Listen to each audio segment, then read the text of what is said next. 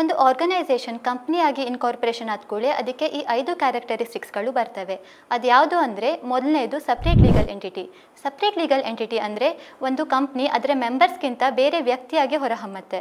ಎರಡನೇದು ಪರ್ಪಚುವಲ್ succession. ಪರ್ಪಚುವಲ್ succession ಅಂದರೆ ಒಂದು ಕಂಪ್ನಿಯ ಮೆಂಬರ್ಸ್ ಚೇಂಜ್ ಆಗ್ಬೋದು, ಅದು ಅವರು ಸಾವನ್ನಪ್ಬೋದು, ಆದರೆ ಕಂಪ್ನಿ ಏನಿರುತ್ತೆ ಅದು ಒಂದು ಲಾ ಅದನ್ನು ವೈಂಡ್ ಅಪ್ ಮಾಡೋ ತನಕ ಅದು ಎಕ್ಸಿಸ್ಟೆನ್ಸಲ್ಲಿ ಇರುತ್ತೆ ಅನ್ನೋದು ಪರ್ಪಚುವಲ್ ಸಕ್ಸೆಷನ್ನಿನ ಅರ್ಥ ಆಗಿರುತ್ತೆ. ಮೂರನೇದು ಅದು ಆರ್ಟಿಫಿಷಿಯಲ್ ಲೀಗಲ್ ಪರ್ಸನ್ ಆಗಿರುತ್ತೆ. ಒಂದು ಕಂಪ್ನಿ ಫಾರ್ಮೇಷನ್ ಆದ ಕೂಡಲೇ ಅದು ಒಂದು ವ್ಯಕ್ತಿಯಾಗಿ ಅದನ್ನು ಪರಿಗಣಿಸಲ್ಪಡುತ್ತೆ. ಇದು ಕಾನೂನಿನ ಮೂಲಕ ಇದರ ಹುಟ್ಟಾಗಿರೋದ್ರ ಕಾರಣ ಇದು ಒಂದು ಲೀಗಲ್ ಪರ್ಸನ್ ಅಂತ ಕರೆಸ್ಕೊಳ್ಳುತ್ತೆ. ಇದು ಒಂದು ಕೃತಕ ವ್ಯಕ್ತಿಯಾಗಿ ಹೊರಹೊಮ್ಮುತ್ತೆ. ನಾಲ್ಕನೇದು ಲಿಮಿಟೆಡ್ ಲಯಬಿಲಿಟಿ. ಒಂದು ಕಂಪ್ನಿಯ ಮೆಂಬರ್ಸಿನ ಲಯಬಿಲಿಟಿ ಎಷ್ಟು ಅನ್ನೋದು ಅದು ಯಾವ ಟೈಪ್ ಆಫ್ ಕಂಪ್ನಿ ಅನ್ನೋದ್ರ ಮೇಲೆ ಡಿಪೆಂಡ್ ಆಗುತ್ತೆ. ಅದು ಲಿಮಿಟೆಡ್ ಲಯಬಿಲಿಟಿ ಕಂಪ್ನಿ ಆಗಿದ್ದರೆ ಅವರ ಕಂಪ್ನಿಯ ಮೆಂಬರ್ಸಿನ ಲಯಬಿಲಿಟಿ ಅವರು ತಗೊಂಡಿರುವಂತಹ ಶೇರಿನ ಅನ್ಪೇಯ್ಡ್ ಅಮೌಂಟ್ ಏನಿರುತ್ತೆ ಅಷ್ಟು ಅವರ ಲಯಬಿಲಿಟಿ ಆಗಿರುತ್ತೆ. ಒಂದು ವೇಳೆ ಅದು ಗ್ಯಾರಂಟಿ ಕಂಪ್ನಿ ಆಗಿದ್ದರೆ ಅವರು ಎಷ್ಟು ಅಮೌಂಟಿಗೆ ಅವರು ಗ್ಯಾರಂಟಿ ಕೊಟ್ಟಿರ್ತಾರೋ ಅಷ್ಟು ಅವರ ಲಯಬಿಲಿಟಿ ಆಗಿರುತ್ತೆ. ಒಂದು ವೇಳೆ ಅದು ಅನ್ಲಿಮಿಟೆಡ್ ಲಯಬಿಲಿಟಿ ಕಂಪನಿ ಆಗಿದ್ದರೆ ಅವರ ಲಯಬಿಲಿಟಿ ಅನ್ಲಿಮಿಟೆಡ್ ಆಗಿರುತ್ತೆ. ಐದನೇದು ಕಾಮನ್ ಸೀಲ್.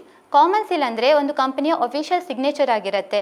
ಒಂದು ಕಂಪನಿ ಆರ್ಟಿಫಿಷಿಯಲ್ ಪರ್ಸನ್ ಆಗಿರೋದ್ರ ಕಾರಣ ಅದರ ಡಿಸಿಷನ್ಸ್ ಅದೇ ತಗೊಳ್ಳಿಕ್ಕೆ ಸಾಧ್ಯ ಇಲ್ಲ. ಹಾಗಾಗಿ ಅದರ ಪರವಾಗಿ ಅದರ ಆಫೀಸರ್ಸ್ ಮತ್ತು ಡೈರೆಕ್ಟರ್ಸ್ ತಗೊಳ್ತಾರೆ.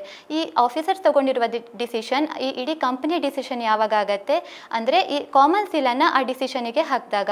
ಒಂದು ವೇಳೆ ಕಾಮನ್ ಸೀಲ್ ಇಲ್ಲ ಅಂದರೆ ಆವಾಗ ಯಾವುದಾದ್ರೂ 2 ಡೈರೆಕ್ಟರ್ಸ್ ಅಥವಾ ಕಂಪ್ನಿ ಸೆಕ್ರೆಟರಿ ಮತ್ತು ಡೈರೆಕ್ಟರ್ಸ್ ಸಿಗ್ನೇಚರ್ ಹಾಕಿದಾಗ ಇದು ಒಂದು ವ್ಯಾಲಿಡ್ ಡಿಸಿಷನ್ ಆಗಿರುತ್ತೆ.